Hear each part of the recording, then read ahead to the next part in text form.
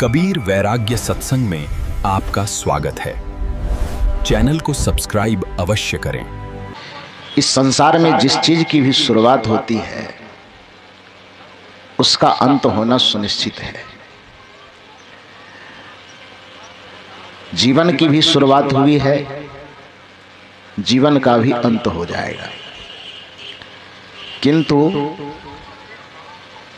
इतना अनमोल जीवन हमको मिला है तो इस जीवन में हमें ऐसा क्या करना चाहिए जिससे जीवन पाने की सार्थकता हो जाएगी। अन्यथा जीवन बहुत लोग पाते हैं, लेकिन जीवन को जीवन की तरह, मनुष्य के जीवन की तरह जी नहीं पाते। जीवन पाता है मनुष्य का और जीता है पशु की तरह। जीवन पाता है विवेक संपन्न जीव का, लेकिन जीवन जीता है इतनी बेहोशी में कि शायद वह पशुता की श्रेणी में पहुंच जाता है। मनुष्य यदि अपने जीवन को केवल खाने पीने, सोने, सुख भोगों को भोगने में ही यदि अपने जीवन की सार्थकता समझता है तो यह उसकी नादानी है। यदि केवल सांसारिक विषय भोगों के लिए ही जीवन पाना होता तो इसके लिए पशु पक्षी, कीड़े मकोड़े इत्यादि का ही शरीर काफी था। फिर मनुष्य जीवन को पाने का कोई मतलब नहीं था। मनुष्य जीवन को हम पाए हैं तो इसका मतलब यह है कि एक विशेष अवसर दिया गया है हमको कुछ करने के लिए। इसके संबंध में सदगुरु कबीर कहते हैं कि हे मानव, यह जो जीवन तुम पाए हो एक बड़ा दुर्लभ अवसर तूने पाया है। मानव तन सदगुरु मिलन मोक्षहु इच्छा होय, दुर्लभ तीनों जगत में पाय सुयोग न खो। इसी को स्वामी शंकराचार्य कहते हैं कि दुर्लभम त्रियमेवेत्वम देवातुकं हेतुकं मनुष्यत्वम मुमुक्षत्वम एव महापुरुष संश्रयः। कि इस संसार में मानव के शरीर का मिलना, मानव का जीवन मिलना, सत्संग के प्रति लगाव जगना और मोक्ष पद की इच्छा का जग जाना, सच्चे संत और सद्गुरु का मिल जाना, ये इस संसार में अत्यंत दुर्लभ है। तो जिस दुर्लभ चीज को हमने पाया है तो क्या वही काम करने के लिए जो एक कुत्ता करता है, एक बिल्ली करता है, एक घोड़ा करता है, एक गधा करता है, एक सुअर करता है, मतलब निम्न से निम्न प्राणी जो करता है वही करने के लिए क्या हम ये मनुष्य का शरीर पाए हैं? जरा सा विचार करने पर पता चलता नहीं, हम उससे कुछ विशेष करने के लिए पाए। और इस मानव तन की विशेषता बताते हुए गोस्वामी तुलसीदास जी ने जो बड़े भाग्य मानुष तन पावा, सुर दुर्लभ सदग्रंथ ही गावा कहा, तो कुछ लोगों को लगा कि हमारे शरीर की इतनी विशेषता बता दी गई कि फिर और अलग से कुछ करने धरने की जरूरत क्या है। लेकिन विशेषता यदि आपके जीवन की बताई गई है तो शरीर के स्तर पर नहीं, शरीर के स्तर पर तो दूसरे की बात छोड़िए, स्वयं तुलसीदास जी ने ही कहा है, क्षिति जल पावक गगन समीरा पंच रचित यह अधम शरीरा। आपके शरीर की जब गणना की गई, आपके शरीर का मूल्यांकन किया गया तो इसको बड़े भाग्य से पाना नहीं कहा गया। शरीर का मूल्यांकन, कबीर साहब यदि आपके शरीर का मूल्यांकन करते तो कबीर साहब भी आपके शरीर की बड़ाई नहीं करते, बल्कि आपके सामने में कदाचित पशु पक्षी के शरीर की बड़ाई कर देते। कबीर साहब ने कहा है कि मानुष तेरा गुण बड़ा, मांस न आवे काज, हार न होते आभरण, त्वचा न बाजन बाज।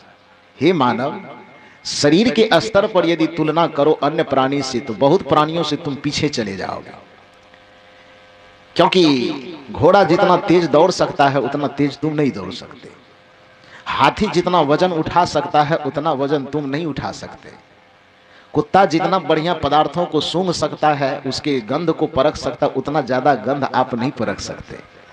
पक्षी जिस प्रकार से आसमान में उड़ सकता है उस तरह से आप नहीं उड़ सकते। गाय की तरह आप दूध नहीं दे सकते। यहाँ तक कि पशु पक्षी के शरीर के छूट जाने पर भी उसके चमड़े के जूते बनाए जाते हैं, उसके चमड़े के घड़ी का फीता बनाया जाता है, कमर में पहनने वाला बेल्ट बनाया जाता है और बहुत सारे चीज बनाए जाते हैं। लेकिन आप जीते जिंदगी भी किसी के काम नहीं आते तो पूरे संसार आपके लिए काम करता है। और शरीर छूट जाए तो फिर आपके चमड़े के न ढोल बनेंगे, न जूते बनेंगे, न बेल्ट बनेगा, न फीता बनेगा, न कुछ नहीं बनेगा। यहाँ तक कि पशु पक्षी के जो गंदगी पेशाब पे खाना होता है उसको भी हम उपयोग में ले आते हैं, उसका भी उपयोग होता है। तो फिर शरीर के स्तर पर पशु पक्षी से यदि आपकी तुलना की जाए तो शरीर के स्तर पर आप उनसे गए बीते हैं। कबीर साहब भी यही कहते हैं, तुलसीदास जी भी यही कहते हैं, मानुष तेरा गुण बड़ा, मांस न आवे काज, हार न होते आभरण, त्वचा न बाजन बाज। और गोस्वामी जी कहते हैं, क्षितिज जल पावक गगन समीरा, पंच रचित यह अधम शरीरा। अधम मन क्या होता है? महान। कि अधम मन निकृष्ट होता है। अधम मन बड़ा नहीं होता है, अधम मन छोटा होता है। अधम का मतलब ऊंचा नहीं होता है, अधम का मतलब नीचा होता है। तो शरीर के स्तर पर हम अधम है। फिर उत्तम किस आधार पे? उत्तम केवल एक कारण से है। गोस्वामी जी की भाषा में कहे, साधन धाम मोक्ष कर द्वारा, पायन जहि परलोक सवारा। ये शरीर, मानव का शरीर साधनों का धाम है। साधना करके हम दुख से, आवागमन के चक्र से सदा सदा के लिए तर सकते हैं। यह विशेषता हमारे शरीर में, यह विशेषता हमारी चेतना में है। हम एक विकसित मन लेकर के आए हैं, हमारे पास मनन की शक्ति है। शायद इसीलिए हमको मनुष्य कहा भी जाता है, क्योंकि मनुष्य की परिभाषा आपके गोड़े लोड़े चमड़े, गोड़े और चमकीले चमड़े को देख करके आप मनुष्य नहीं है। आपके सुंदर आंख, सुंदर बाल, सुंदर काल, सुंदर गाल, सुंदर खाल के कारण आप मनुष्य नहीं है, बल्कि मनुष्य की परिभाषा ही इस बात को लेके दी गई कि मनानात मनुष्य, जिसमें विकसित मन हो, जिसमें अद्भुत मनन करने की शक्ति हो और मनन करने के उपरांत कार्य के उचित और अनुचित का विवेक कर उचित को ग्रहण करने और अनुचित को त्यागने की शक्ति हो, उसी को मनुष्य कहा जाता है। वरना शरीर से, आकृति से आप मनुष्य हैं, किंतु यदि आप में मनन शक्ति नहीं है तो फिर आप मनुष्य नहीं कहलाएंगे। ये संतों की बात तो छोड़िए, हम लोग जब पढ़ाई कर रहे थे जिस समय में, समाज शास्त्र के एक महान ज्ञाता अरस्तु को हम लोग पढ़ते थे। अरस्तु ने जब मनुष्य की परिभाषा दी तो बड़ा अद्भुत लगा।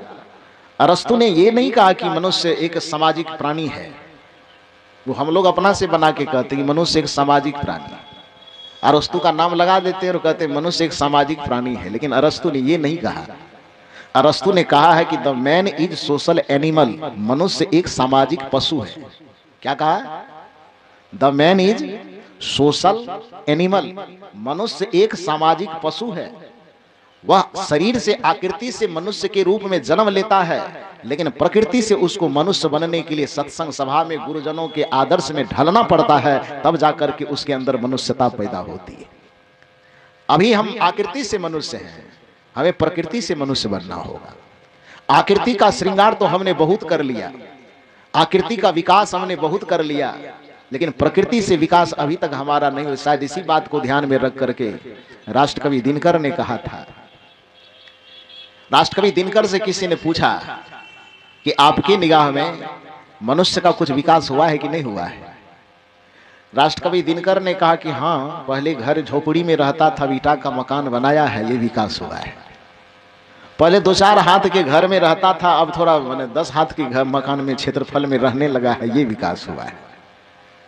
पहले केला के पत्ता पहन करके गुजारा करता था, पत्थर का हथियार लेके काम चलाता था, अब थोड़ा राइफल बंदूक आ गया है, थोड़ा पहनने वाला ऊनी सूती रेशमी कपड़े आ गया है, ये विकास हुआ है। बाहर का जो चमक दमक है उसमें विकास आया है, लेकिन मनुष्य का विकास नहीं हुआ। तो विद्वान ने, लोगों ने पूछा कि आप ये बात क्या कर रहे हैं, क्या ये घर का विकास ये मानव का विकास नहीं है? ये अच्छा सड़क बन जाना ये मानव का विकास नहीं है? अच्छा मकान बन जाना यह मानव का विकास नहीं है? डिबिया से बल्ब के युग में आ जाना ये मानव का विकास नहीं है? चिट्ठी पत्री से मोबाइल के युग में आ जाना ये मानव का विकास नहीं है? राष्ट्रकवि दिनकर ने कहा कि इसको मैं विकास नहीं मानता। ये बाह्य विकास मानव का निजी विकास नहीं है, उन्होंने कहा कि आज भी मनुष्यता उसी जगह पड़ी हुई है जिस जगह हजारों वर्ष पहले थे। आकृति में विस्तार आया है, आकृति में चमक दमक आई है, लेकिन प्रकृति से मनुष्य आज भी उसी जगह खड़ा है जिस जगह वह पहले था, हजारों वर्ष पहले था। और राष्ट्रकवि दिनकर ने बड़ा सुंदर पंक्ति दिया कि झड़े पूछ झड़ गए रोमांच। अर्थात डार्विन के सिद्धांत के अनुसार कहा जाता है कि मनुष्य पहले बंदर थे, हमारे जो पूर्वज थे जिससे हम विकसित होकर के मनुष्य बने हैं। तो डार्विन एक बड़े विद्वान हुए, उन्होंने विकासवादी सिद्धांत दिया है। तो डार्विन के विकासवादी सिद्धांत के अनुसार बंदर धीरे धीरे धीरे धीरे विकसित होते होते रुआं उतर गया, पूंछ उतर गया, तब धीरे धीरे हम लोग मनुष्य बने। डार्विन यही कहता है। राष्ट्रकवि दिनकर ने कहा कि डार्विन के इस सिद्धांत को हम मान लें और एक बंदर से सुधरते सुधरते सुधरते सुधरते अब थोड़ा हम बढ़िया शकल वाला मनुष्य बने हैं, तो हम ये कह सकते हैं कि अभी पुराने जमाने में और अभी में जो विकास हमारा हुआ है, तो झड़े पूंछ, पहले पूंछ था, पुछड़ी, रुआं था, और अभी विकास यही हुआ है कि पुछड़ी झड़ गया और रुआं खत्म हो गया, थोड़ा चमड़ी देखने में अच्छा लगने लगा। यदि पुराने जमाने से अभी की तुलना करें, मनुष्यता की विकास की बात करें, तो इतना ही अंतर आया है कि झड़े पूंछ झड़ गए रोमांच, लेकिन पशुता का झरना बाकी है। बाहर से तो संवर गए, अंदर का संवरना बाकी है। बाहर से तो संवर गए, अंदर का संवरना बाकी है। विकास का जो रूप दिखाई दे रहा है सभ्यता का, मनुष्यता का, वो आकृति में सुधार हुआ है, प्रकृति में सुधार नहीं हुआ। और जब तक हमारे प्रकृति में सुधार नहीं होगा, तब तक मानव जीवन पाने की सार्थकता सिद्ध नहीं होगी। हमें मनुष्य होने का जो गौरव हमें मिला है, उस गौरव को हम सिद्ध नहीं कर पाएंगे। मनुष्य होने का जो अवसर हमें मिला है, मानव जीवन पाने का जो अवसर मिला है, उस अवसर की सदुपयोगिता एक ही चीज में है, आवागमन के चक्र से सदा के लिए छूट जाना, दुख के बंधनों से सदा के लिए छूट जाना, बंधनों से, विषय के बंधनों से सदा के लिए मुक्त हो जाना, दुख के बहाव में बहते हुए अनादिकाल बीते बहाव से मुक्त होकर के किनारे पर आ जाना, मुक्त हो जाना, इसके लिए मानव जीवन हमको मिला है। लेकिन होता क्या है कि विषय भोगों में हमारा चित्त इतना फंसा हुआ है, संसार के विषयों में हमारा मन इतना उलझा हुआ है कि मानव जीवन को पाने का मतलब भी हम नहीं समझ पा रहे। हमारे संत महापुरुष एक कहानी बताया करते हैं, बड़ा अद्भुत कहानी, कि एक सूरदास जी था बेचारा, चलते चलते संजोग से एक चारदीवारी के अंदर वो फंस गया। चारदीवारी समझते हैं ना, चारों तरफ घेरा। तो एक ऐसा मैदान था जो बहुत लंबा चौड़ा था, 80-84 कोस कह लीजिए, और उसमें एक सूरदास जी पहुंच गए। पूरे चारदीवारी में 7-8 फीट लंबा चारों तरफ ऊंचा दीवार था, और पूरे बाउंड्री से निकलने के लिए एक ही जगह पर दरवाजा था। सूरदास जी अंदर चले गए, निकलने की अब कोशिश करे बेचारा, तो जिधर जाए उधर उसको दीवार ही दीवार मिले, क्योंकि दरवाजा एक ही जगह है, दीवार ही दीवार मिले। तब समझ नहीं पाता था कि किधर निकले, कैसे निकले, बड़ा परेशान हो गया। संजोग से एक आंख वाला व्यक्ति देखा कि ये कोई आदमी है जो दिन भर चक्कर लगा रहा है, इधर से उधर जा रहा है, उधर से उधर जा रहा है, पता नहीं कहाँ जा रहा है, क्यों ऐसे कर रहा है। तो आंख वाला देखा, दौड़े दौड़े उसके पास आया, पूछा, सूरदास जी कहाँ जाना चाहते हैं? सूरदास जी ने कहा कि हम जा तो कहीं और रहे थे, लेकिन लगता है कि कहीं हम फंस गए हैं, निकलने की कोशिश करते हैं, लेकिन जिधर जाते हैं उधर कुछ न कुछ दीवार ठेक जाता है, रास्ता हमको मिल नहीं रहा है। उस आंख वाले व्यक्ति ने कहा कि देखिए, इसमें रास्ता एक ही ठो है, इसलिए आप जिधर जाते हैं रास्ता से अलग जाते होंगे तो आपको दीवार मिल जाता होगा। निकलना चाहते हैं, हमको तो फुर्सत है नहीं कि हम हाथ पकड़ के ले जाएं, हम दूसरा काम से कहीं जा रहे हैं, लेकिन एक उपाय बता देते हैं, यदि उस उपाय को आप मान ले तो आप आसानी से निकल जाइएगा। सूरदास जी ने कहा, उपाय बता दीजिए। वो आंख वाले व्यक्ति जाकर के दीवार को पकड़ा दिया और कहा कि चूंकि इसमें एक ही जगह पर दरवाजा है, इसलिए इस दीवार को पकड़े रहिए और चलते रहिए, मैंने चलते भी रहिए और हाथ को दीवार में सटाए रखिए। जिस जगह पर पहुंचने पर आपको खाली जगह मिलेगा तो समझ जाइएगा कि अब दरवाजा आ गया है, इस जगह से हमको बाहर निकल जाना है। सूरदास ने कहा कि उपाय तो बड़ा बढ़िया है, इसमें तो किसी के सहारे की भी जरूरत नहीं पड़ेगी। वो बेचारा दीवार को पकड़ लिया और चलना शुरू किया। चलते जा रहा है और हाथ को दीवार में सटाए रखा है। संजोग की बात कि जिस जगह पर अब दरवाजा आने वाला है, 2 कदम और बढ़ेगा तो दरवाजा अब आ ही गया है, उसके माथे में खुजली होती थी। तो मन में सोच रहा है कि दो तेरी इतना 50-1000 कदम चले तो कुछ होबे नहीं किया, दिवाले मिला है। 2-3 कदम और बढ़ेंगे और क्या होगा, तब तक कपार नोच लेते हैं। तो करता क्या है कि दीवार पर से हाथ हटा करके माथा खुजलाना शुरू करता है। माथा खुजलाना शुरू तो किया लेकिन कदम को रोका नहीं, चलते रहा। चलते चलते तब तक माथा खुजलाते खुजलाते दरवाजा पार कर गया। अब फिर उसके बाद अब सोचा कि अब फिर हाथ बढ़ा देते हैं, तो फिर हाथ बढ़ाया तो फिर दीवार ठिका, फिर आगे बढ़ना शुरू कर दिया। इस तरह से एक बार की बात नहीं, सैकड़ों बार वह वही करता था। घूमते रहा। संजोग ऐसा लगता था, या उसका क्या कहिए, प्रारब्ध कहिए, जो कहिए, दरवाजे के पास आने पर ही उसको खुजली होती थी और माथा नोचने लगता था और दरवाजा पार कर जाता था। उपाय बताने के बावजूद भी उस चारदीवारी से वह निकल नहीं पाया। मानव जीवन का भी यही दुर्भाग्य है। 84 लाख योनि के दीवारों में फंसे यह जीव ठोकर खाते खाते, विषय को भोगते भोगते, दुनिया के भोगों में, प्रपंचों में उलझते उलझते जब आकुल व्याकुल हो गया, तब जाकर के दरवाजा के लिए मानव का शरीर मिला।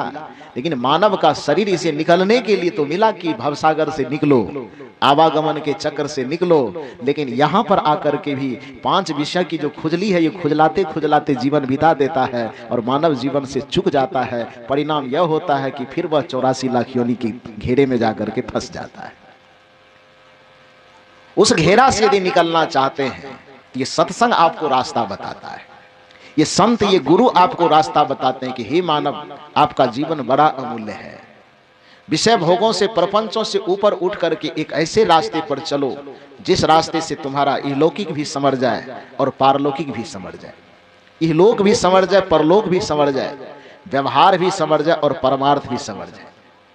व्यवहार को संवारने के लिए हमें ज्ञान की आवश्यकता होती है और परमार्थ को संवारने के लिए हमें ध्यान की आवश्यकता होती है। दिन भी मैंने थोड़ी ध्यान की चर्चा की थी। अभी जब मैं बैठा हुआ था तो मुझसे मिलने के लिए कुछ लोग गए थे यहाँ से। बातचीत के दरमियान में उन्होंने कहा कि कुछ लोग कहते हैं कि सदगुरु कबीर साहब की परंपरा में ध्यान नहीं होता है, ऐसा है क्या? तो इसकी चर्चा तो मैं दिन में कर ही दिया था कि सदगुरु कबीर साहब की परंपरा में यदि ध्यान न होता तो निर्गुण परंपरा में ध्यान की कहीं कोई चर्चा ही नहीं होती, क्योंकि निर्गुण परंपरा के संस्थापक सदगुरु कबीर साहब ही हैं और निर्गुण परंपरा का जो मुख्य रीढ़ है वो ध्यान है। बिना ध्यान के निर्गुण का कोई अर्थ नहीं निकलेगा। सगुणवाद में पूजा पाठ कर्मकांड इत्यादि की प्रबलता है और निर्गुण विचारधारा में ध्यान की प्रबलता है, संयम की प्रबलता है, साधना की प्रबलता है। हाँ, ये बात जरूर है कि जैसा कुछ लोगों ने ध्यान को गाजर मूली की तरह सस्ता बना दिया है, कबीर पंथ जगत में ध्यान को उतना सस्ता नहीं बनाया जाता है। ध्यान को करने से पहले कुछ भूमिकाएं हैं, उस भूमिका को जब तक दृढ़ नहीं किया जाएगा तब तक ध्यान का नकल तो किया जा सकता है लेकिन ध्यान नहीं किया जा सकता। क्योंकि ध्यान करने के लिए, जैसे कोई विद्यार्थी पढ़ने के लिए जाए तो पढ़ने के लिए जाएगा तो पहले वह पहला में पढ़ेगा कि सीधे 10वां में चला जाएगा? क्या करेगा? आज नया नया कोई विद्यार्थी पढ़ने के लिए गया है एडमिशन लेने के लिए, तो उसका एडमिशन, उसका नामांकन पहला क्लास में होगा कि सीधे 10वां में होगा? नियम क्या कहता है? पहला में होगा। जिस ध्यान की चर्चा करके कुछ लोग अपने आप में बहुत गौरवान्वित होते हैं, उस व्यक्ति को यह समझना चाहिए कि सदगुरु कबीर एक ऐसे महापुरुष हैं और सदगुरु कबीर के विचारधारा में चलने वाले जो लोग हैं, गुरु परंपरा से ऐसी वैज्ञानिक प्रणाली को सीखता है कि जिस वैज्ञानिक परंपरा में कुछ उठपटांग नहीं किया जा सकता। ध्यान हमारे इस समाज में, हमारे आध्यात्मिक परंपरा में वैदिक युग से ही ध्यान थोड़ा बहुत होता था, लेकिन ध्यान का कोई संकलित रूप नहीं था। वैदिक समय में नहीं तो ध्यान का संकलन था, अनज्ञान का संकलन था। ध्यान दीजिए मेरी बात पर। ज्ञान भी केवल सुनी सुनाई बातों पर होती थी, ध्यान भी केवल ऐसे सुनी सुनाई बातों पर होती थी। ज्ञान का भी कोई लिखित रूप नहीं था और ध्यान का भी कोई लिखित रूप नहीं था। जिसे आज हम वेद के रूप में जानते हैं वह वेद भी नहीं था। वेद भी इसी तरह से याद किया जाता था जैसे एक गुरु है, गुरु को वेद की ऋचाएं कंठस्थ है और उस अपने यादाश्त के बदौलत धीरे धीरे अपने शिष्य को सुनाता था और शिष्य के भी दिमाग में याद हो जाता था। फिर वह शिष्य जब बड़ा होता फिर उसका दूसरा पीढ़ी आया तो उसको सुना सुना के उसको रटवा देता था। इसी कारण से वेद का पहला नाम क्या है? वेद का सबसे पहला नाम क्या है? श्रुति। श्रुति का मतलब जिसे सुन सुन करके ही याद रखा जा सके उसको श्रुति कहा जाता है। इसलिए गोस्वामी जी जहां भी चर्चा करते हैं वेद की तो श्रुति पुराण बहु कहा ना, और जगह श्रुति की बात आती है तो वेद का जो पहला रूप था वो लिखित रूप नहीं था। ज्ञान का पहला रूप लिखित नहीं था, ज्ञान का पहला रूप श्रुत था, सुन करके याद रखा जाने वाला। ज्ञान का भी पहला रूप श्रुति था और ध्यान का भी पहला रूप सुनी सुनाई बात थी। गुरुजी करते थे, शिष्य उसको देख करके सीख लेते थे, फिर गुरुजी को उसको देख के दूसरा सीखता था, उसको देख के दूसरा सीखता था। इसी तरह की परंपरा चली आ रही थी। ज्ञान को संकलित करने का काम सबसे पहले हमारे सनातन परंपरा में महर्षि वेदव्यास ने किया। इसीलिए उनका नाम वेदव्यास पड़ा भी। जो बातों एक दूसरे के मुंह से सुन करके, कान में सुन करके मस्तिष्क में केवल याद रखी जाती थी, उस ज्ञान का संकलन पहल महर्षि वेदव्यास ने किया। इसीलिए उनका नाम वेदव्यास पड़ा। वेदव्यास का असली नाम वेदव्यास नहीं है। वेदव्यास का असली नाम है कृष्ण द्वैपायन। आप लोग जानते हैं वेदव्यास का असली नाम क्या है? कृष्ण द्वैपायन। कृष्ण इसलिए क्योंकि बेचारा देखने में बड़े काले कलूटे थे। उसका शरीर जो था देखने में बहुत काला था, इसलिए उसके माता पिता ने उसका नाम कृष्ण रखा और उसमें द्वैपायन जोड़ दिया। इसीलिए क्योंकि उनका जो जन्म हुआ था जिस जगह पर, वो जगह चारों तरफ पानी से घिरा हुआ एक टापू था। टापू समझते हैं ना? आप लोग नहीं समझेगा तो कौन समझेगा? टापू का मतलब जहां चारों तरफ पानी हो अब बीच में एक ऊंचा स्थान हो, उस पे कुछ लोग रहे या कुछ काम करे, उसको टापू कहा जाता है। उसी को साहित्य की भाषा में द्वीप कहा जाता है। तो वेदव्यास का जहां जन्म हुआ था तो देखने में काला था, इसलिए नाम पड़ा कृष्ण। और द्वीप पर उनका जन्म हुआ था, इसलिए कृष्ण और द्वैपायन दोनों जोड़ करके उसका नाम था कृष्ण द्वैपायन। लेकिन आगे चल करके जब देखा कि ज्ञान केवल लोग को सुना सुना करके याद करवाया जा रहा है, इसका व्यवस्थित रूप तो कुछ है नहीं, तो सबसे पहला हिम्मत कृष्ण द्वैपायन जी ने किया।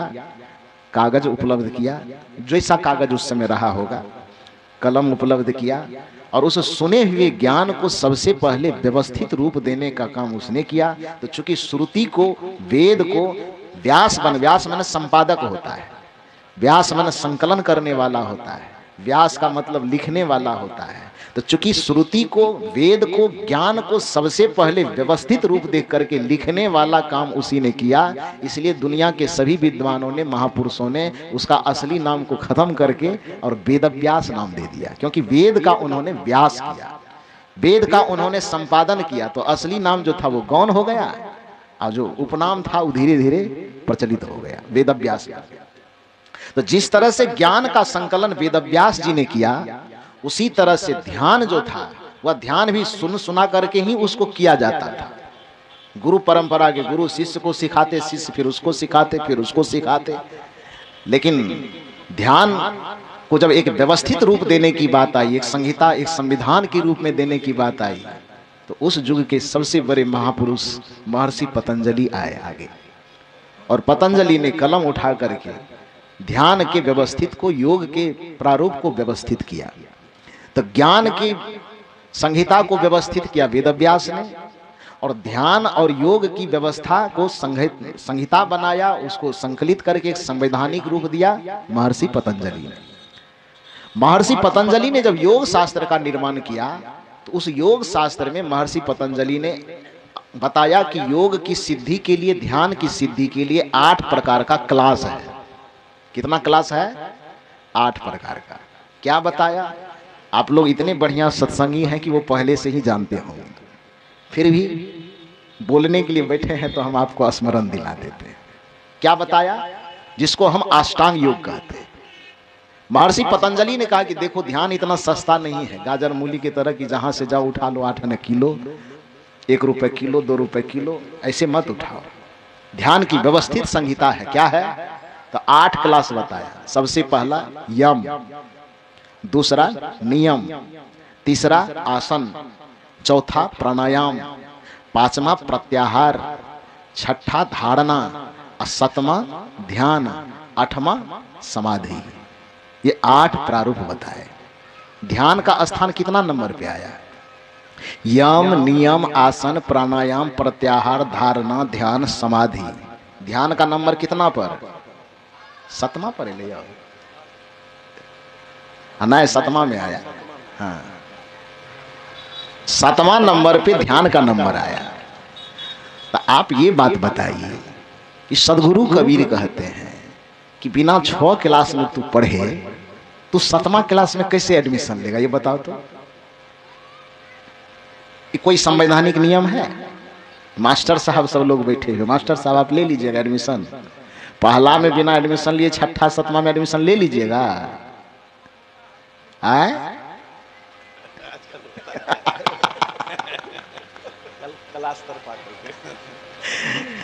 नहीं होगा।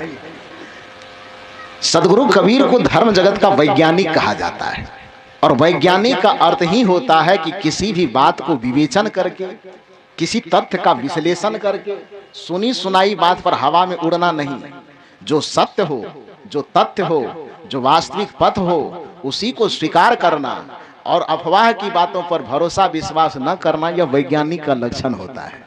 धर्म जगत में सदगुरु कबीर ने धर्म को वैज्ञानिकता की कसौटी पर कसा, और उन्होंने कहा कि ध्यान किए बगैर व्यक्ति का कल्याण नहीं हो सकता है। ये बात 100% सत्य है कि बिना ध्यान के आदमी आत्म कल्याण के पथ में एक कदम भी आगे नहीं बढ़ सकता है।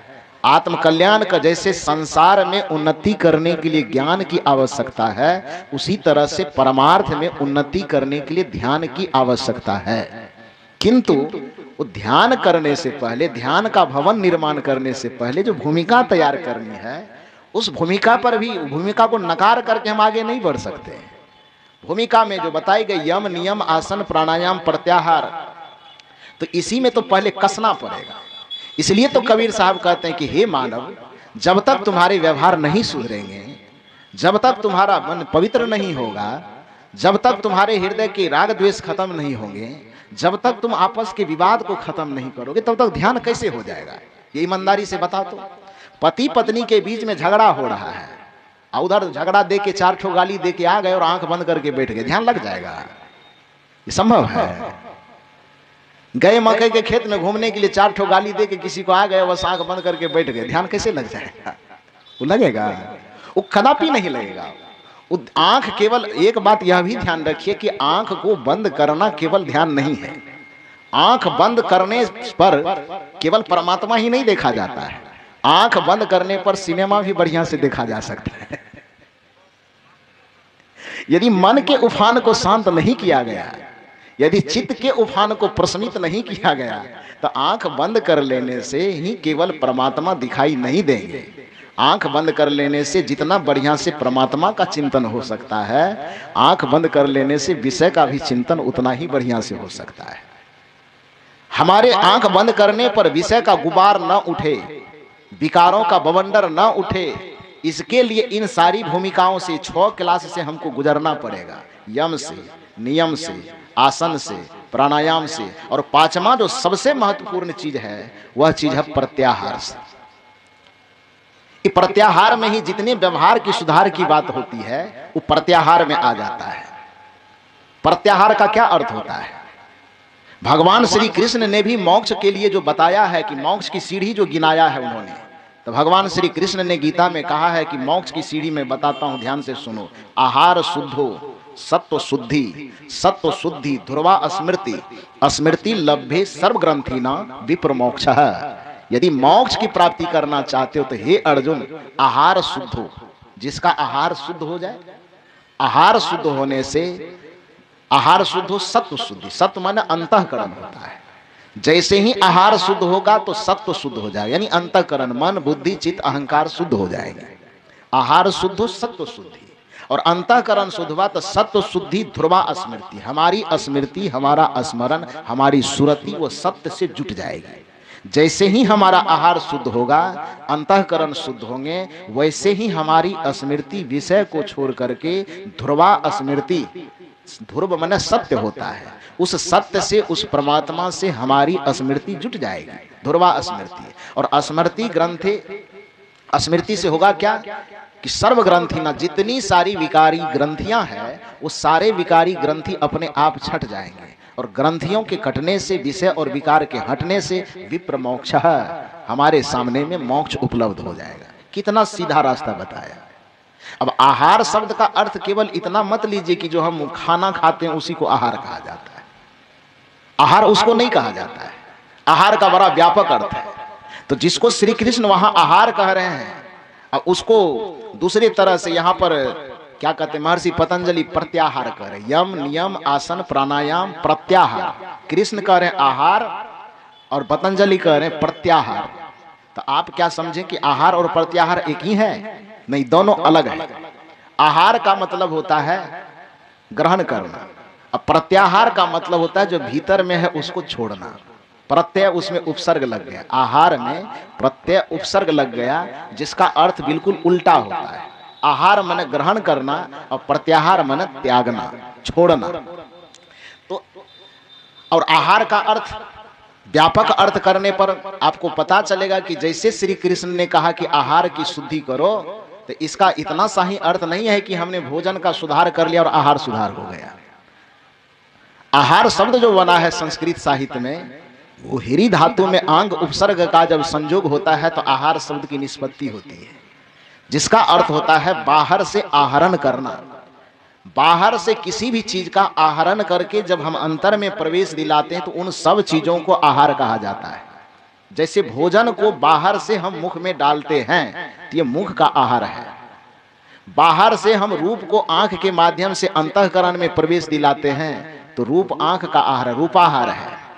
शब्द को बाहर से आहरण करके हम कान के द्वारा भीतर लेते हैं तो वो कान का आहार है, यानी शब्दाहार है। जीभ के द्वारा रस को चख करके हम रस के अंदर लेते हैं तो वो रसाहार है, जीभ के द्वारा आहार लिया जा रहा है। चमड़ी से छू करके कोमल, कठोर, नरम, गरम का स्पर्श लेकर के उसके अनुभव को हम भीतर में ले रहे हैं तो स्पर्श का आहार हो रहा है। अर्थात पंच विषयों को बाहर से ग्रहण करके जब हम अंतर में प्रवेश दिलाते हैं तो ये पांचों विषय का अपना अपना आहार है। और जब आहार शुद्धों की बात की जा रही है तो जिसके आंख से देखने की दृष्टि शुद्ध हो जाएगी, कान से सुनने का स्रोत शुद्ध हो जाएगा, जीभ से चखना शुद्ध हो जाएगा, स्पर्श करना शुद्ध हो जाएगा, तो उसके जीवन में खराब बचेगा क्या? क्या खराब बचेगा? कुछ खराब नहीं बचेगा। ये पांचों इंद्रियों को शुद्ध कर लिया जाए तो खराब कुछ बचेगा ही नहीं। और जो खराब, पता, श्री कृष्ण कह रहे हैं कि खराब आने वाले जितने चीज है सबसे पहले उसको शुद्ध कर लो। और पतंजलि कह रहे हैं कि पहले से जो, मान लो कि लाएंगे नहीं लेकिन पहले से कुछ जमा है तो उसका क्या करना है? जो आ रहा है उसको शुद्ध करना है, और जो भीतर में पहले से जमा है उसका आहार नहीं करना, उसका क्या करना है? उसका प्रत्याहार करना है, मतलब उसका परित्याग करना है। आहार को शुद्ध करना है और जो विकारी चीज है उसका प्रत्याहार करना है। शुद्ध आहार, विकार का प्रत्याहार। लेकिन हम करते क्या है? एक तो बाहरों शुद्ध करना नहीं चाहते हैं और दूसरा भीतर में जो अशुद्ध चीज है उसको छोड़ना भी नहीं चाहते। और प्रकृति का जो नियंत्रण है, संतुलन है, वो संतुलन इसी बात में है कि आप अच्छा को लीजिए, अच्छा को लेना जितना अनिवार्य है बुरा को त्यागना भी उतना ही अनिवार्य है। जैसे इस नाक से हम बाहर से ऑक्सीजन को ग्रहण करते हैं तो सिर्फ ग्रहण करने वाला सिस्टम आप लोगों के पास है? सिर्फ बाहर से लेने वाला सिस्टम ही आप लोगों के पास? ये देखो हमारा प्रवचन में बच्चा भी हंस रहा है, इसका मतलब वो लोग भी समझ रहा है। यही तो हमारी जीत है कि बुढ़वा समझे तो समझे, बच्चा भी समझ जाता है। वो सब सोच रहा है कि हमारा फिजिक्स केमिस्ट्री सब यही पढ़ाई हो रहा है। तो बाहर से जो आप लेते हैं, शुद्ध हवा लेते हैं, ऑक्सीजन लेते हैं, तो लेने मात्र से आपका जीवन ठीक ठाक रहेगा? ऑक्सीजन खूब लीजिए और दूसरा सांस कार्बन डाइऑक्साइड छोड़ने वाला काम ना हो, तो प्राण रहेगा कि जाएगा? क्या होगा? जाएगा ना। तो शुद्ध ऑक्सीजन को लेना जितना अनिवार्य है, वो हमारे भीतर में गलत कार्बन डाइऑक्साइड जो बना हुआ उसका छोड़ना भी उतना ही आवश्यक है। तो ऑक्सीजन का आहार हो और कार्बन डाइऑक्साइड का प्रत्याहार हो। महर्षि पतंजलि कहते हैं कि जिस व्यक्ति के जीवन में यम नहीं सधा है, नियम नहीं सधा है, आसन नहीं सधा है, प्राणायाम नहीं सधा है और सबसे खास बात कि प्रत्याहार नहीं सधा है, भीतर में जितना गंदगी भरा हुआ है जब तक वो बाहर नहीं निकल रहा है तो धारणा मजबूत नहीं होगी। धारणा नहीं होगी तो ध्यान में वह स्थित नहीं हो सकता, और ध्यान में स्थित नहीं होगा तो समाधि में कैसे प्रवेश करेगा? हम करते क्या है, गुरु जी के पास आए, माला दे दिया, या बिना माला वाला भी है तो माला दे या बिना माला दे, 2 दिन 4 दिन हुआ, सिखा दिया कि आंख बंद करो, इतना देर बैठ जाओ, इतना देर ये काम करो, बस ध्यान शुरू हो गया। और बाकी 6 काम कौन करेगा? कबीर साहब इसीलिए डांटते हैं। कबीर साहब ये नहीं कहते कि ध्यान नहीं करना चाहिए, कबीर साहब ये कहते हैं कि ध्यान करने के पहले जो काम है वो भी काम करो, उसके बाद ध्यान करना। कुछ लोगों को लगता है कि हमारे तरह बात, जैसे हम ध्यान की बात करते हैं तो ये साधु कबीर साहब के मन से ध्यान की बात वैसे क्यों नहीं की जाती? अरे बात तो वही की जाती है, लेकिन शब्दों का अंतर होता है। पानी को आप पानी कह करके पी रहे हैं तो आपको पानी पानी जैसा लग रहा, हम नीर कह करके पिएंगे तो खट्टा लगेगा हमको। हम उसी पानी को जल कह करके पिएंगे तो तीता लगेगा। क्या बाबू, कैसा लगेगा? पानी की तरह लगेगा ना। कोई जल कह करके पी रहा है, ठीक, उसको भी वैसा लगेगा। कोई वाटर कह के पी रहा, उसको भी वैसा लगेगा। कोई नीर कह करके पी रहा, उसको भी वैसा लगेगा। कोई आब कह करके पी रहा, उसको भी वैसा लगेगा। तो शब्दों में अंतर हो जाने से तथ्य में अंतर नहीं होता है। सदगुरु कबीर कहते हैं कि यदि ध्यान के क्षेत्र में तुम पहुंचना चाहते हो तो सबसे पहला काम, मन की तरंग मार लो, बस हो गया भजन। लोगों ने कहा साहब ये थोड़ा कठिन लग रहा है, थोड़ा वजनदार। कबीर साहब ने कहा हम ऐसा वैज्ञानिक है कि हमारे पास सस्ता महंगा सब प्रकार है। यदि वो वाला कठिन लगता है तो थोड़ा नॉर्मल डोज देता हूं, थोड़ा कम वाला लो। लोड क्या देते हैं? आदत बुरी सुधार लो, आदत बुरी सुधार लो, बस हो गया भजन। मन की तरंग मार लो, बस हो गया भजन। मन में जो अनिष्ट तरंगे उठती है सबसे पहले उन तरंगों को मारो। लोगों ने कहा कि वो तरंग मारना भी थोड़ा कठिन लगता है साहब। कबीर साहब ने कहा कि अरे हम तो ऐसे हैं जो बच्चे को भी दूध पिलाने वाले हैं और बूढ़े को भी खिलाने वाले हैं। तुमको यदि वो कठिन लगता है तो थोड़ा सामान्य सा लोड देता, उसको लो। आदत बुरी सुधार लो। सबसे पहले आदत बुरी आदतों को सुधारना क्या हो गया? वो पतंजलि का प्रत्याहार हो गया ना। बुरी आदतों को सुधारना, कबीर की भाषा में कि आदत बुरी सुधार लो, और महर्षि पतंजलि की भाषा में प्रत्याहार। वो दोनों बात क्या हो गई? एक हो गई। आदत बुरी सुधार लो, बस हो गया भजन। मन की तरंग मार लो, बस हो गया भजन। मन की तरंगों को मारो, भजन होना, साधना की भूमिका तैयार होगी। मन की तरंगों को मारने पर, बुरी आदतों को सुधारने पर ही ध्यान की भूमिका तैयार होगी। अब तब वहां से ध्यान की चर्चा हो तो बड़ा अच्छा बात है। इतना वैज्ञानिकता कसौटी पर केवल कबीर साहब ही नहीं कस रहे। ध्यान के रहस्य को जो भी समझेगा वो इतना कस करके ही ध्यान का पाठ पढ़ाएगा। आप कहेंगे कि आप कबीर साहब के मानने वाले हैं इसीलिए शायद ये जबरदस्ती हमको सुना रहे हैं, तो चलिए थोड़ा शंकर जी के पास, रामचरितमानस का पन्ना पलटिए। रामचरितमानस में प्रसंग आता है कि भगवान शंकर और माता पार्वती एक जगह बैठे हुए हैं। अब आप बहुत लोगों का मन खिल गया कि हाँ अब रामायण वाला बात कह रहा है। तो खिल गया तो आइए ना, बढ़िया से कसेंगे। कबीर साहब के पास से हम भागने देंगे आपको। गोस्वामी तुलसीदास जी के रामचरितमानस को पलटिए। भगवान शंकर और माता पार्वती बैठे हुए। माता पार्वती भगवान शंकर की कौन थी? पत्नी थी।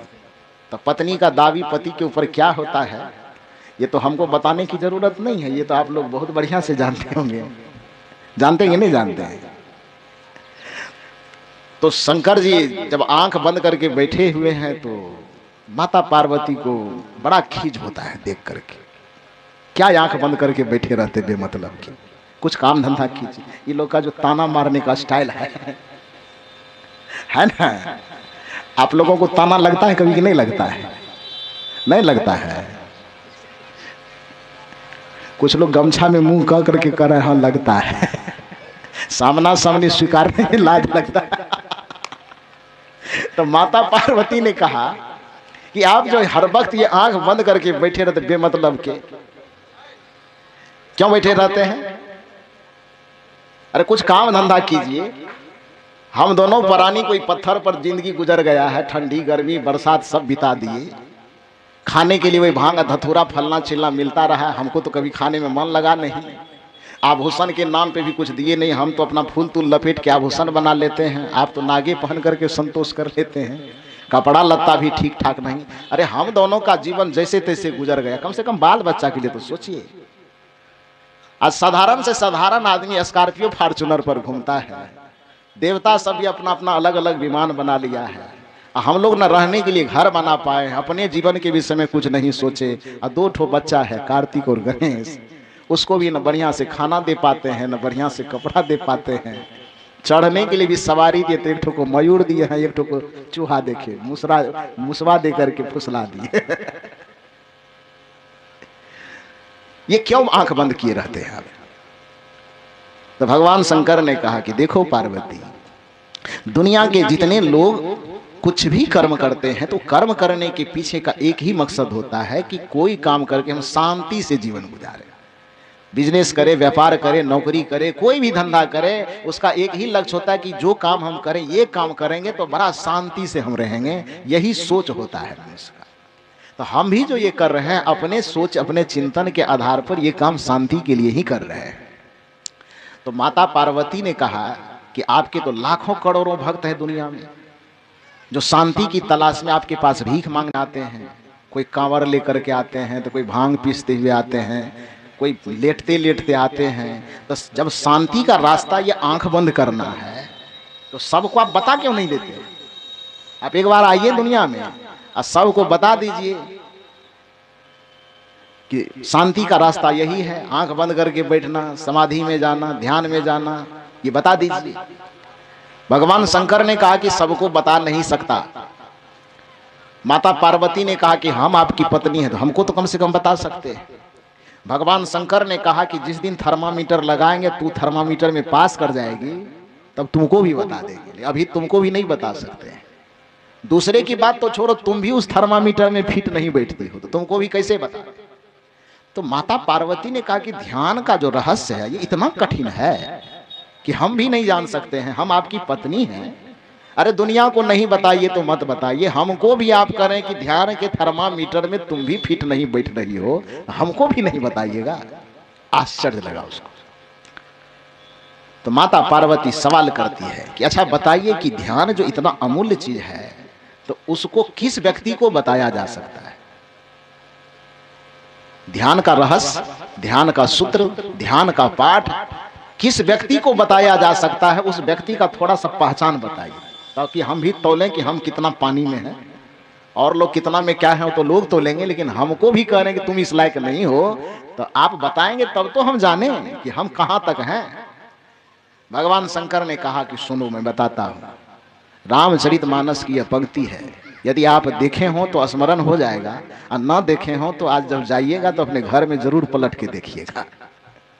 भगवान शंकर कहते हैं कि हे उमा, हे पार्वती, ध्यान का रहस्य उस व्यक्ति के सामने में खोला जा सकता है, ध्यान का रास्ता उसी व्यक्ति को बताया जा सकता है, ध्यान के मार्ग पर उसी को चलने के लिए प्रेरित किया जा सकता है जिसके अंदर इतने लक्षण मौजूद हों। और वो लक्षण क्या है?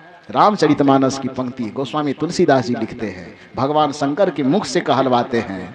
श्रोता सुमति सुशील सुचि, कथा रसिक हरिदास, उमा पाय अति गोप्यमपि, सज्जन करहि प्रकाश। क्या समझे इस दोहा में? गोस्वामी जी के कलम से यह पंक्ति निकलती है। शिव और पार्वती के बीच का संवाद है। पार्वती पूछ रही है कि ध्यान का रहस्य हमको भी बताइए, और हमको ही नहीं पूरे दुनिया को बताइए। भगवान शंकर ने कहा ये नहीं हो सकता। नहीं बता सकते हैं। गाजर मूली के तरह बेचने वाला चीज नहीं है। जो आया जिधर आया, जैसे आया तैसे आया, कह दिया आंख बंद कर लो ध्यान की शुरुआत हो जाएगी, ऐसा नहीं है, हम नहीं बता सकते। तो भगवान से माता पार्वती ने कहा कि आखिर इतना महत्वपूर्ण चीज है तो उसको किसे बता सकते हैं आप? जिसको बताया जा सकता है उसमें किन किन लक्षणों का होना, किन किन गुणों का होना अनिवार्य है, वो बताइए। और भगवान शंकर कहते हैं, श्रोता सुमति सुशील सुचि कथा रसिक हरिदास। एक एक करके गिनाएंगे, पहले सुन लीजिए। श्रोता सुमति सुशील सुचि कथा रसिक हरिदास। उमा पाय, उमा मने पार्वती को कह रहा है, उमा पाय अति गोप्यमपि सज्जन करहि प्रकाश। हे उमा, हे पार्वती, जिस सज्जन के पास में गोप्य, गोप्यमपि मने गुप्त से गुप्त, रहस्यपूर्ण ध्यान की चर्चा, ध्यान का विश्लेषण उसी के सामने किया जा सकता है। ध्यान का रास्ता उसी को बताया जा सकता है जिसमें इतने गुण हो। सबसे पहला गुण वह श्रोता सुमति से युक्त होना चाहिए। श्रोता सुमति, उस श्रोता के अंदर पहले से सुमति व्याप्त हो। सुमति का मतलब क्या होता है? मति मने, मति मतलब बुद्धि, और उसमें सु उपसर्ग लगाओ। सुमति मने सद्बुद्धि, जिसमें अच्छी बुद्धि पहले से व्याप्त हो, जो सत्संग को सुन करके, गुरुजनों के शरण में आकर के अपनी बुद्धि को निर्मल बना लिया हो, जिसकी बुद्धि सत्य असत्य को, गलत सही को जानता हो, कर्तव्य अकर्तव्य को जानता हो, अच्छा बुरा को जान करके हर बुराई को छोड़ चुका हो और अच्छाई को ग्रहण कर चुका हो। ये पहला लक्षण ध्यान का पाठ पढ़ने वाले व्यक्ति के जीवन में होना चाहिए। पहला लक्षण क्या? श्रोता सुमति। श्रोता, ध्यान के श्रोता को सुमति से युक्त होना चाहिए। और दूसरा लक्षण, ज्यादा विश्लेषण करेंगे तो खैर रात ज्यादा हो जाए, इसलिए ज्यादा नहीं करके शॉर्ट में समझते जाए। आप लोग विद्वान आदमी हैं, समझ जाइएगा। तो श्रोता सुमति, सबसे पहले उसमें सुमति का गुण होना चाहिए। और दूसरा सुशील। सुशील माना उसके अंदर सारे शील मौजूद हैं। शील किसे कहा जाता है? दया, क्षमा, संतोष, करुणा, प्रेम, अहिंसा, सत्य इत्यादि गुणों के समूह को, गुणों के समुच्चय को शील कहा जाता है। जैसे सारे सद्गुण आकर के एक जगह जमा हो जाए तो उस सद्गुण आकर के एक जगह पर जहां जमा होता है उस अवस्था को शील कहा जाता है। यहाँ क्या कहा जा रहा है? जिस व्यक्ति को ध्यान का उपदेश किया जा सकता है, ध्यान का रहस्य बताया जा सकता है, पहला गुण सुमति होना चाहिए उसके पास, और दूसरा गुण सुशील होना चाहिए। सारा शील उसमें मौजूद हो जाए पहले से। श्रोता सुमति सुशील। और तीसरा नंबर पे सुचि। सुचि माना पवित्र, बाहर से भी पवित्र, उसके मुख पवित्र हो, उसके कान पवित्र हो, उसके जीभ पवित्र हो, उसके आंख पवित्र हो। हम करते क्या है? बाहर से केवल स्नान कर लेते हैं, धो लेते हैं शरीर को और मान लेते हैं कि हम पवित्र हो गए, जबकि ध्यान में प्रवेश करने के लिए तन के पवित्र होने के साथ साथ मन का पवित्र होना, चित्त चिंतन का पवित्र होना आवश्यक है। विचारक ने कहा है, धोना था मन भूल गया तू, धोता रहा तन मल मल के। करना हमें था ध्यान में प्रवेश करने के लिए मन की धुलाई करनी थी, लेकिन हुआ क्या? धोना था मन भूल गया तू, धोता रहा तन मल मल के। घर का ईश्वर भूल गया तू, घर का ईश्वर भूल गया तू, तीर्थ करता चल चल के। धोना था मन भूल गया तू, धोता रहा तन मल मल के। ध्यान में प्रवेश करने के लिए हमको मन की धुलाई करनी थी। करने क्या लगे? हम तन की धुलाई कर रहे हैं, रगड़ रगड़ के साबुन लगा रहे हैं। धोना था मन भूल गया तू, धोता रहा तन मल मल के। घर का ईश्वर भूल गया तू, तीर्थ करता चल चल के। धोना था मन भूल गया तू। धुलाई मन की करनी थी, वो हम कर नहीं पाए। तो भगवान शंकर बताते हैं कि हे पार्वती, ध्यान की शिक्षा मैं उसी को दे सकता हूं, उसी को देना चाहिए जो श्रोता सबसे पहले सुमति से युक्त हो, उसमें सुमति हो, सुशील हो, सुचिता हो। श्रोता, सुमति, सुशील, सुचि, और चौथा गुण होना चाहिए वो कथा रसिक होना चाहिए। आत्मज्ञान की चर्चा हो तो ऐसा नहीं कि इधर उधर झांकना शुरू कर दे, उसको इधर की नानी दादी की कथा कहानी सुनाने में रस लेने लगे, और आत्मज्ञान ब्रह्म ज्ञान की चर्चा करे तो कपार खुजलाने लगे, तो नाखून खोदने लगे और जमीन का मिट्टी खोदने लगे। ऐसा नहीं होना चाहिए। उसको संसार के राग रंग अच्छे नहीं लगने चाहिए, उसको केवल आत्मा में स्वाद जगा हुआ होना चाहिए, आत्मा के विषय में सुनने की उसमें ललक होनी चाहिए, उसके सामने ध्यान की बातें करो। ये भगवान शंकर माता पार्वती से कहते। गौर से सुनिए, श्रोता, सुमति, सुशील, सुचि, कथा रसिक। पांचवा चीज बता रहे कि वह हरि का दास होना चाहिए। वह हरि का दास का मतलब विष्णु भगवान के दास नहीं। हमारे आध्यात्मिक जगत में हरि का दो अर्थ होता है। एक हरि का अर्थ होता है हरंति पाप नीति इति च हरि, जो हमारे समस्त पापों और विकारों का हरण करने की क्षमता रखता हो उसको हरि कहा जाता है। और लौकिक अर्थ में हमारे संदव को, सदगुरु को हरि कहा जाता है। इसलिए गोस्वामी तुलसीदास जी ने जब रामचरितमानस लिखने के लिए कलम उठाया तो सबसे पहले उन्होंने कहा, बंदो गुरु पद कंज कृपा सिंधु नर रूप। आगे क्या कहा? नर रूप हरि, कि नर के रूप में इस संसार में हरि कौन विद्यमान है? तो गुरु जुड़ा हुआ है, गुरु ही हरि है। बंदो गुरु पद कंज कृपा सिंधु नर रूप हरि, महामोहतम पुंज जासु वचन रवि कर निकर। गोस्वामी तुलसीदास जी कहते हैं कि चूंकि सब मानव के जीवन से पापों का, विकारों का हरण एक गुरु ही करते हैं, इसलिए नर के रूप में गुरु ही हरि है। यहाँ पर कहा जा रहा है कि ध्यान की शिक्षा उसी को दो जो हरि का दास हो, अर्थात गुरु का दास हो, जो संत का दास हो, जो संतों के चरण में झुकना जानता हो, जो संतों के चरण में अपने मन को समर्पित करना जानता हो। तो इतना गुण जिसके अंदर हो, ध्यान दीजिए क्या क्या गिनाया। सबसे पहले सुमति होना चाहिए, उसमें सुशीलता होनी चाहिए, उसमें सुचिता होनी चाहिए, उसमें कथा के प्रति, आत्मज्ञान के कथा के प्रति रस लेने की भावना होनी चाहिए उनमें, और संतों का, गुरुजनों का वो सेवक होना चाहिए। ये पांच गुण जिसमें विद्यमान पहले से हो जाए, इस भूमिका पर जो खरा उतरे, इस थर्मामीटर पर जो खरा उतरे, तो उमा पाय हे उमा, ऐसे लोगों के मिल जाने पर अति गोप्यमपि, अति गुप्त जो ध्यान का पथ है, सज्जन करहि प्रकाश, संतों को उसके सामने ध्यान प्रकाशित कर देना चाहिए। ये किसने कहा? ये किसने कहा? ये भगवान शंकर ने माता पार्वती से कहा। और यही बात, यही थर्मामीटर जब कबीर साहब लगा करके बात करते हैं, आपको बुरा क्यों लगता है? क्यों यह अफवाह फैलाया जाता है कि कबीर साहब के विचार में ध्यान होता ही नहीं है? क्यों कहा जाता है कि कबीरपंथी ध्यान करते नहीं? आप देखने गए हैं कि हम ध्यान करते हैं कि नहीं करते हैं? कोई ऐसा ठेकेदारी तो नहीं ले रखा है कि हम रूम में बैठे हुए 4 बजे सुबह में दूरबीन लगा के देख रहा है कि वो ध्यान कर रहा है कि नहीं कर रहा है। अध्यात्म के पथ में, आत्मिक कल्याण के पथ पर जो भी साधक चलेगा, उन सभी साधक को ध्यान करना ही पड़ेगा। ध्यान करने के अलावा मुक्ति का कोई उपाय नहीं है, किंतु जिस प्रकार से हम करते हैं उसी प्रकार से ही कोई ध्यान करे, ऐसा जरूरी नहीं है।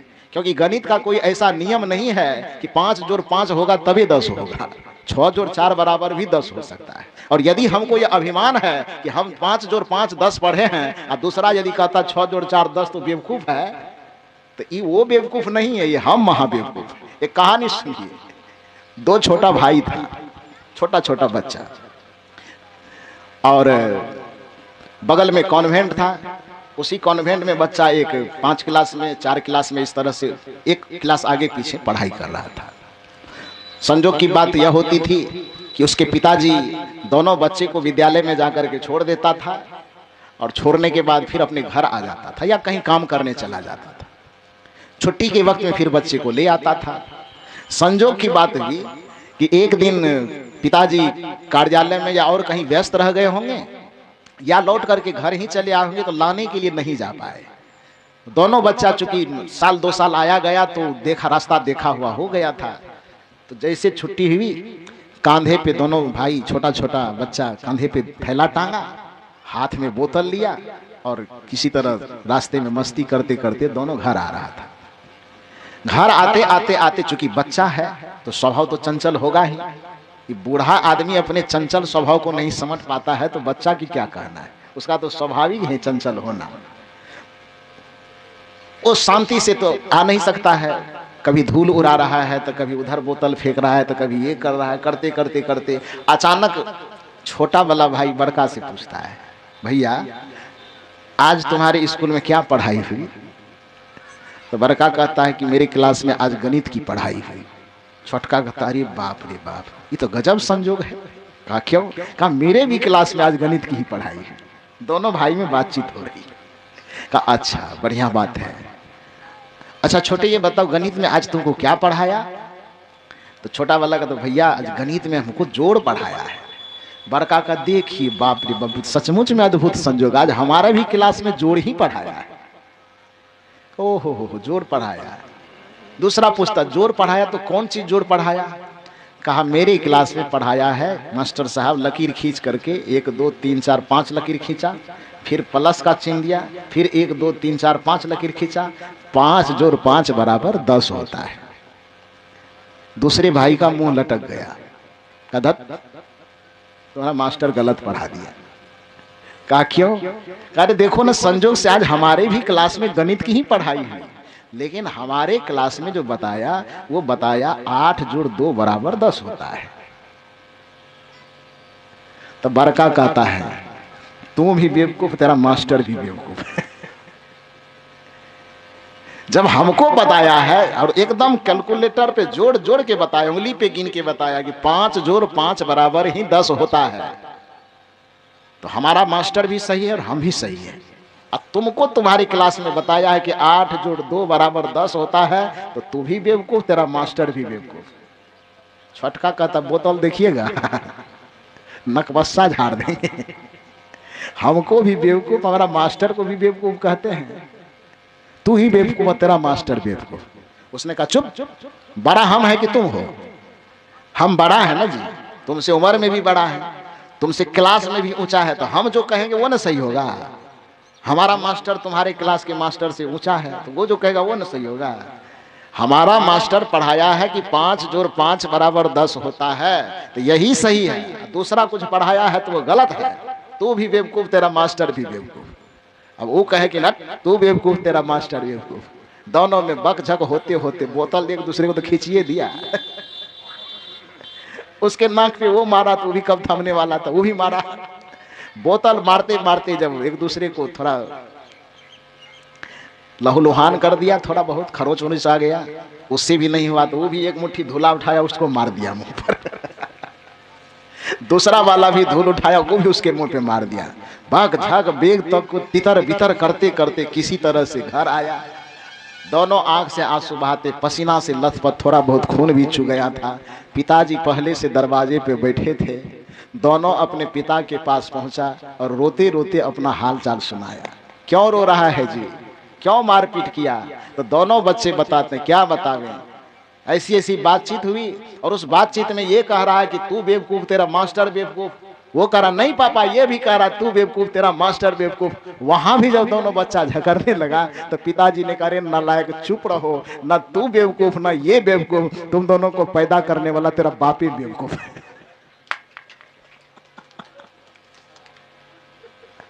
चुप हो जा।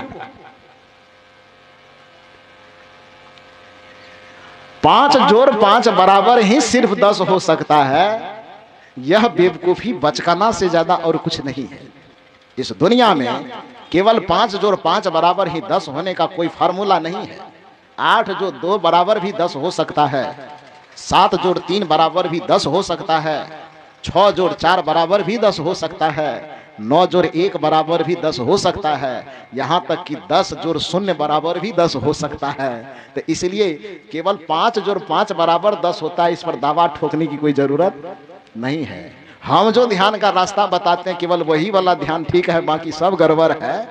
ये दावा करना अपने आप में महामूर्खता है। ध्यान करना आवश्यक है, लेकिन ध्यान करने से पहले जो ध्यान की भूमिका है उन भूमिकाओं को मानना भी आवश्यक है।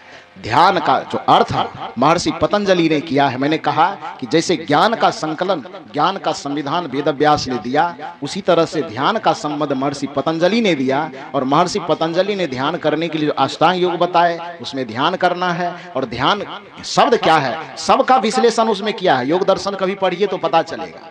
ध्यान शब्द जो बनाया गया है, प्रत्येक शब्द जो बनता है शब्द शास्त्र में, उस शब्द के अर्थ उस शब्द के गर्भ में ही छिपा हुआ होता है। ध्यान शब्द जो बना है, आप लोग पढ़े लिखे समझदार व्यक्ति हैं, इस बात को समझने की कोशिश कीजिए।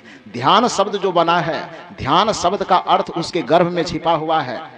ध्येय चिंतया एक धातु है संस्कृत में, ध्येय चिंतयांग, और उसमें जब ल्युट प्रत्यय का संयोग होता है तो ध्यान शब्द बनता है।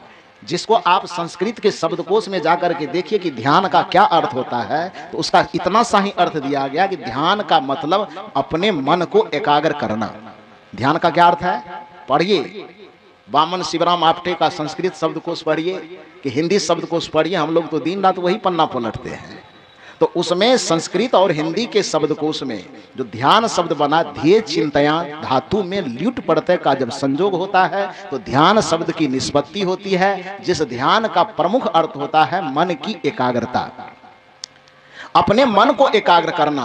अब मन एकाग्र कैसे होगा, तो एकाग्र का अर्थ क्या होता है, एकाग्र में दो शब्द जुटा हुआ, एक जोर अग्र, अग्र माने आगे, एक जब भी हम बैठे तो हमारे सामने में एक के अलावा दूसरा ना हो, इस स्थिति में जब हम पहुंचना शुरू कर देते हैं तो ध्यान की शुरुआत होने लगती है। यही कारण है कि गुरु जब दीक्षा देते हैं तो एक शब्द पकड़ाते हैं मंत्र का, गुरु मंत्र पकड़ा करके गुरु जी ये कहते हैं कि बस इस एक मंत्र के जप को पकड़े रहना और बाकी शब्द को छोड़ देना, यही कहा जाता है। हम लोग अपने भाषा में तो उसको कहते ही हैं, महर्षि मेही बाबा ने भी बड़ा सुंदर कहा इस संबंध में, अति पावन गुरु मंत्र मन ही मन जाप करो, उपकारी गुरु रूप की मानस ध्यान थपो। बड़ा सुंदर पंक्ति है। लोगों ने कहा कि गुरु के रूप को आप स्थापित करने के लिए कह रहे हैं, 33 करोड़ जो देवता हमारा घर में है उसको हम क्या करेंगे। महर्षि मेही बाबा ने कहा, कबीर साहब तो डंके की चोट पे दिन रात वही कहते आया है, 600 बरस से वही बात चिल्लाते आ रहे हैं। लेकिन लोगों को लगा कि थोड़ा महर्षि मेही बाबा अभी अभी आए हैं, नया नया इस युग में हमारे समय के हैं, तो थोड़ा इनसे भी पूछें। तो कहा कि देखो जी, ध्यान यदि करने की शुरुआत करना तो ध्यान का अर्थ ही होता है कि मानस जप को निरंतर जपो और गुरु के मूर्ति को अपने मानस, ध्यान दीजिए कि ये नहीं कहा कि कहीं कुर्सी पर बैठा देना गुरु के मूर्ति को, हालांकि हम मस्तिष्क में बैठाए कि नहीं बैठाए, कुर्सी पर ज्यादा बैठाते हैं आजकल। गुरु महाराज ने कहा कि अति पावन गुरु मंत्र मन ही मन, क्या कहा, ध्यान दीजिए पंक्ति पर, मन ही मन जाप जपो, उपकारी गुरु रूप कहां पर स्थापित करने के लिए कहा, मंदिर में स्थापित करने कहां कहा, मानस ध्यान थपो, अपने मस्तिष्क में उसकी स्थापना करो। ध्यान का यही प्रारूप है कि जिस समय हम गुरु के मंत्र का जप करें तो गुरु मंत्र के अलावा वहां कोई शब्द ना आवे, तो एक शब्द पर हमारा मन स्थिर हो जाए। इसका अर्थ यह हुआ कि अब हमारा मन एकाग्र होना शुरू हो गया, यानी ध्यान की प्रक्रिया शुरू हो गई। दूसरे स्टेज में बताते हैं कि गुरु रूप पर स्थापित करना है, यानी गुरु का रूप यदि हमारे सामने में हो तो उसके अलावा दूसरे किसी का रूप हमारे सामने में नहीं हो। करता है लोग, दीक्षा ले लिए हैं, ध्यान का पथ भी मिल गया, रास्ता भी मिल गया कि इस प्रकार से ध्यान करो, लेकिन थोड़ा यो देवता को फूल चढ़ाते, थोड़ा उसको भी चढ़ाते, थोड़ा उसको भी अगरबत्ती सुंघा देते हैं, थोड़ा उसको भी बतासा खिला, ध्यान हो जाएगा। ध्यान का यही मतलब है, ध्यान का यही रास्ता है। ध्यान का रास्ता है एकाग्रता, एक में हमारा चित्र समर्पित हो जाए। और यही चीज हनुमान जी ने भी कहा। हनुमान चालीसा में लोगों ने कहा कि हनुमान जी हम आपसे शक्ति प्राप्त करना चाहते हैं। हनुमान जी सबसे पहला शर्त रखे कि यदि हमसे तुम शक्ति प्राप्त करना चाहते हो तो हनुमान चालीसा उठा करके देखिए पंक्ति क्या नजर आती है। हनुमान चालीसा में कहा गया, और देवता चित्तन धरई हनुमत से सर्व सुख लहई। इसका क्या अर्थ होता है? हनुमान जी के पास जब कोई व्यक्ति गया कि हमको आपसे सर्वविधि सुख चाहिए, हनुमान जी ने कहा सबसे पहली शर्त है हमको छोड़ करके बाकी जितना देवी देवता है सबको हटा दो, हटाओ जल्दी सबको। कबीर साहब ये बात कहते हैं तो कबीर साहब के ऊपर लाठी लेके लोग दौड़ता है। जब कबीर साहब ने कहा कि ध्यान के पथ में चलना चाहते हो तो पर एक गुरु को पकड़ लो, बाकी सबको छोड़ दो। कहते हाय रे बापी तो बना देवी देवता भैया भवानी सबको छोड़वाइए देता है, ये तो उखाड़ करके फेंकवा देगा। लेकिन हनुमान जी के पास भक्त जाता है कि हनुमान जी हम आपके शरणागत हैं, हम आपसे सर्वविधि सुख चाहते हैं। तो हनुमान जी ने कहा मेरी पहली शर्त सुनो, और वह शर्त है और देवता चित्त न धरई। अर्थ क्या होता है इसका? अरे हनुमान चालीसा कोई मोटा ग्रंथ नहीं है, 40 चौपाई ही उसमें है, ले जाकर के कहीं मिले तो 1.25 टका में खरीद करके पढ़ना। उसमें ये बात लिखा हुआ है कि नहीं? क्या लिखा है? और देवता चित्त न धरई, और किसी देवता को अपने चित्त में अपने मन में धारण मत करना, और किसी के चरण में अपने शीश को मत झुकाना। यदि हमसे कल्याण चाहिए तो केवल मुझको धारण करो और बाकी सबको फूल चढ़ा दो कि अगरबत्ती दिखा दो, बाकी सबको छोड़ दो, केवल मुझे मेरे ऊपर समर्पण कर दो, तो वहीं से सुख की शुरुआत हो जाएगी। श्री कृष्ण के पास लोग गए, कहा कि कृष्ण जी नहीं, हम सबको छोड़ के आपके पास आए हैं कल्याण की कामना लेकर के, आपका क्या फॉर्मूला है? कृष्ण जी ने कहा किसके किसके पास गए हो? कि कबीर साहब के पास चले गए, उसने कहा गुरु को धारण करो बाकी सबको छोड़ दो। हनुमान जी के पास गए तो वहां भी यही फॉर्मूला मिला कि हमको धारण करो बाकी सबको छोड़ दो। कृष्ण जी आपका क्या विचार है? कृष्ण जी ने कहा कि जब सबके पास असली के पास से आ ही गए तो हम कि 10 से बाहर है। कहा नहीं बाहर है तो पूछ लीजिए, फिर भी बताइए। श्री कृष्ण ने कहा, गीता पलटिए, श्री कृष्ण ने कहा कि यदि मुझसे ही कल्याण चाहिए तो मेरी भी शर्त यही है कि सर्वधर्म परित्यज्य मामेकं शरणं व्रज। ये लोगों, यदि कल्याण चाहिए तो कल्याण का फॉर्मूला यही है, मुझसे चाहिए ना। यदि मुझसे चाहिए तो सर्वधर्म परित्यज्य, धर्म के नाम पर तू जितना कर्मकांड करता है सर्वधर्म परित्यज्य। परित्यज्य का मतलब क्या होता है बताइए? आप लोग पढ़े लिखे लोग हैं, परित्यज्य का मतलब क्या होता है? पकड़ना कि छोड़ना? अब कबीर साहब पे लाठी नहीं उठाइएगा, कबीर साहब पे छीटा कसी नहीं कीजिएगा जी, ये सब चीज छोड़वाता है। कहां भाग के जाइएगा? हनुमान के पास कि कृष्ण के पास? किसके पास जाना है? कृष्ण जी कहते हैं कि यदि कल्याण मुझ में ही तुमको दिखता है, मेरे द्वारा ही कल्याण करवाना, तो कल्याण की शर्त ही यही है, एक को पकड़ो बाकी सबको छोड़ दो। यदि मेरे द्वारा कल्याण की कामना है तो सर्वधर्म परित्यज्य, धर्म के नाम पर फैले समस्त देवी देवता और कर्मकांड का परित्याग करके माम एकम, सिर्फ मेरे शरणम व्रज, मेरे शरण में आकर के समर्पित हो जाओ। हनुमान जी कहते हैं कि और देवता चित न धरई, हनुमत से ही सर्व सुख लहई। कबीर साहब कहते हैं सबको छोड़ करके गुरु का भजन करो। महर्षि में ही बाबा लोगों को लगे कि आधुनिक है, थोड़ा मिक्सचर वाला बात कहेगा, इधर वाला भी उधर वाला भी, लेकिन महर्षि में ही बाबा ने कहा नहीं जी, उद्धार चाहिए, कल्याण चाहिए, बिना गुरु की कृपा पाए नहीं जीवन उधारा है।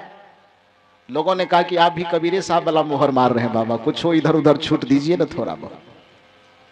महर्षि में ही बाबा ने कहा सत्य तो जो है वही कहना पड़ेगा, छूट की तो कोई गुंजाइश नहीं है। कहा क्यों? कहा इसलिए कि हमने जो जीवन भर तपस्या किया, साधना के, उस साधना का निचोड़ यही अनुभव किया, गुरु की नित्य कर पूजा, केवल गुरु की नित्य पूजा करो यदि उद्धार चाहिए तो। कहा क्यों? और किसी के नहीं करे। महर्षि में ही बाबा ने कहा रे तुम्हारी नजर की बात छोड़ो, 100 वर्ष तक जीने के बाद, 100 वर्ष साधना करने के बाद जो हमको साधना और विवेक की, ध्यान की दृष्टि प्राप्त हुई, उस दृष्टि से जब नजर पसार करके हम जगत में देखें तो गुरु के समान देवता हमको कोई झलका नहीं, कोई दिखाई ही नहीं दिया। गुरु की नित्य कर पूजा, जगत इन सम नहीं दूजा। अर्थ समझ रहे हैं ना? ये चीन वाला भाषा है कि जापान वाला? कहाँ वाला है? गुरु की नित्य कर पूजा। का क्यों केवल गुरु का ही क्यों करें, दूसरा का क्यों ना करें? महर्षि में ही बाबा कहते हैं जगत इन सम नहीं दूजा, पूरे संसार में इनके जैसा देवता दूसरा कोई नहीं है। कहा ये कैसे पता चला है आपको? महर्षि में ही बाबा कहते हैं, मैं ही को आन नहीं सूझा। सूझा मना, आप लोग बताओ, सूझा मना? सूझना ये शब्द नहीं सुने कभी?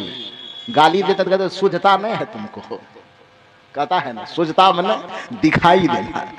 महर्षि में ही बाबा कहते हैं, मैं ही को आन, आन मन दूसरा, मैं ही को आन नहीं सूझा, कोई दूसरा दिखाई नहीं दिया, फकत गुरु ही आधारा है। भव सागर से पार होने के लिए, दुख बैतरणी से पार होने के लिए फकत मन सिर्फ गुरु ही आधार है, दूसरा कोई नहीं। लोगों ने कहा कि मैं ही बाबा, ये तो कबीर साहब भी गुरु वाला ही काम कर रहे थे, कृष्ण वाला भी एक के में एकाग्र होने के लिए कह रहे थे, हनुमान जी भी एक ही में एकाग्र होने के लिए कह रहे थे, और आप भी आ गए इसमें होने के लिए, अब क्या करें बताइए, दूसरा और कुछ करें कि नहीं?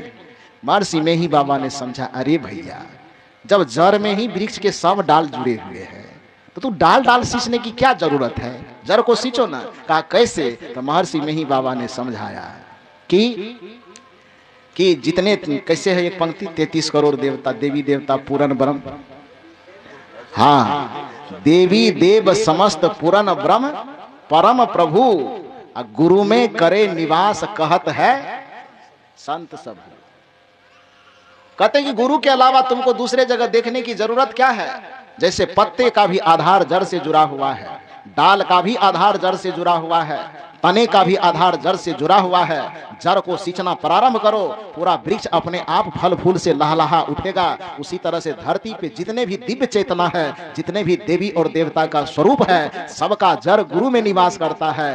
देवी देव समस्त पूरन ब्रह्म परम प्रभु, गुरु में करे निवास कहत है संत सबहु। तो जब सबका जड़ गुरु में ही छिपा हुआ है तो गुरु की पूजा कर लो, बाकी सबकी पूजा अपने आप हो जाएगी। और यह बात आज से 600 वर्ष पहले सदगुरु कबीर ने कह के दिए, बताया लोगों को कि एक साधे सब सधे, सब साधे सब जाए, माली सींचे मूलते, फूले फले अघाए। यदि एक को जड़ को सींचने से ही पूरा वृक्ष सींचा जाए तो कौन पागल होगा जो पत्ता पत्ता में पानी डालने जाएगा? केवल जड़ को सींचने से ही पूरा वृक्ष हरा भरा हो सकता है, तो कोई पागल ही होगा जो पत्ते पे जाके रुई से पानी लगाएगा, होगा ना जी? तो केवल जड़ में पानी डालो। और अध्यात्म का यह विद्या कहता है कि सदगुरु और संत लौकिक अर्थ में, लौकिक जगत में अध्यात्म का जड़ है, और आत्मा जो हमारे भीतर में शाश्वत सत्य बैठा हुआ है वह अध्यात्म का जड़ है। तो बाहर में गुरु और भीतर में आत्म सत्ता, उसको समझने के लिए हमें ध्यान के पथ पर चलना है। समय तो है नहीं कि ध्यान का और विश्लेषण अभी किया जाए, फिर जब कभी आएंगे दोबारा संजोग लगेगा, आपके बीच आऊंगा तो जहां से छोड़ के जा रहा हूं 5 साल के बाद भी आऊंगा तो यहीं से फिर स्टार्ट करूंगा, फिर आगे से बताया जाए। तो आप लोगों को बहुत बहुत धन्यवाद, साधुवाद देते हुए इसी जगह पर 2 दिवसीय सत्संग समारोह के अंतिम सत्र का समापन किया जाता है। आप लोगों ने मेरे विचारों को इतनी शालीनता के साथ, इतनी सादगी के साथ आदर देकर के सुना, इसके लिए आपकी जितनी सराहना की जाए कम है। आप लोगों की उपस्थिति को मैं नमन करता हूँ। मंचासीन समस्त पूज्य संत गुरुजनों के चरणों में कोटि कोटि नमन करते हुए, आप तमाम लोगों के हृदय में बैठे परमात्मा को सादर नमन वंदन अभिनंदन करते हुए मैं अपनी वाणी को यहीं पर विराम देता हूँ। शादर जय सद्गुरुदेव। आप सुन रहे थे परम पूज्य गुरुदेव संत श्री अभय साहेब जी के मंगलमयी विचार। ऐसे ही लाभप्रद विचारों को सुनने के लिए चैनल को सब्सक्राइब करें